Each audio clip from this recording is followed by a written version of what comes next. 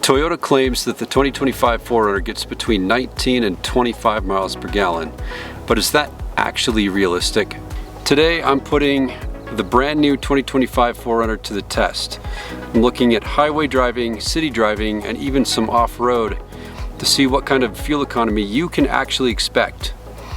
At the end of the video, we're also going to find out how much your MPGs are affected by a lift and bigger tires, so stick around for the end.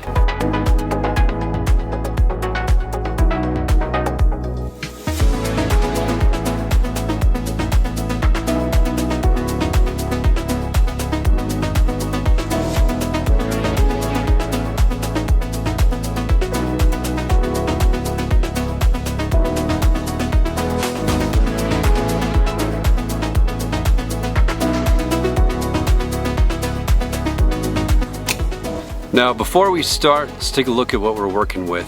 So the engine on my 4Runner is the non-hybrid motor. It's the 4-cylinder turbo. I also have the 4-wheel drive version, and it's the TRD Sport Premium.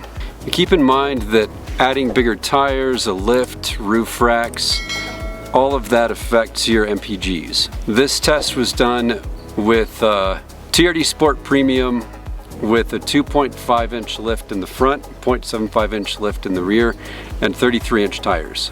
Now I did two different highway tests, both of those in normal mode. The first test was about 60 miles, averaging between 55 and 75 miles an hour.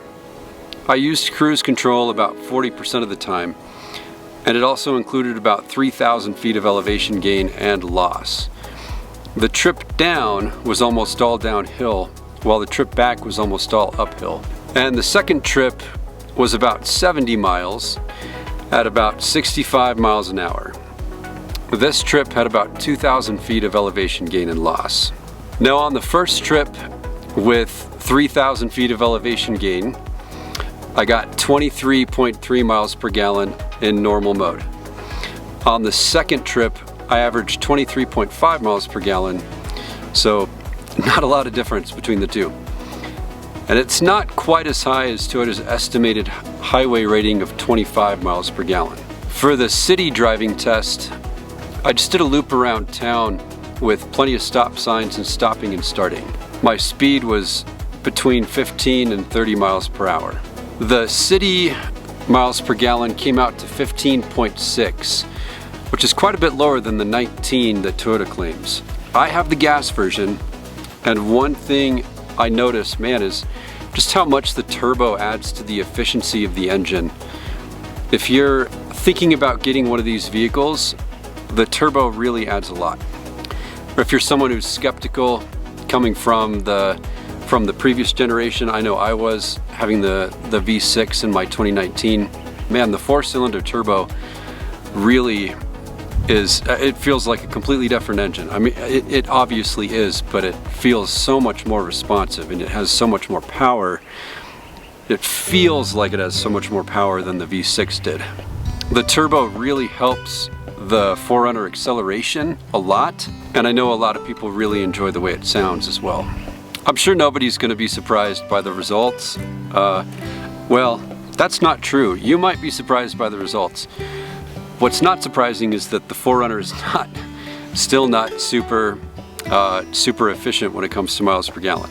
I had one trip where I combined all three driving types into one trip. I had plenty of highway driving, I had some city driving, and I even got in some off-road as well. And on that trip I got 18.9 miles per gallon. And that figure right there, 18.9, 19, 17 is really the number, because nobody's gonna be just driving highway or just driving city. Or you might just drive city, but I'm sure very few people are just driving highway miles or just driving off-road. You know, there are probably specific times when you do those, but I'm sure overall most people are going to be doing a combination of those, right? And so the 18.9 19, 17 miles per gallon I think is the more realistic figure for what you can expect as far as miles per gallon go with your 2025 4Runner. If you have the hybrid, I'm sure those numbers would go up. So I did one other test, and that was where I took the 4Runner on some forest roads for the off-road miles per gallon test, just to see what it would do as far as the off-road miles per gallon is concerned. On that trip, I had 1,100 feet of elevation gain and loss, and I was also driving in four-wheel drive high most of the time.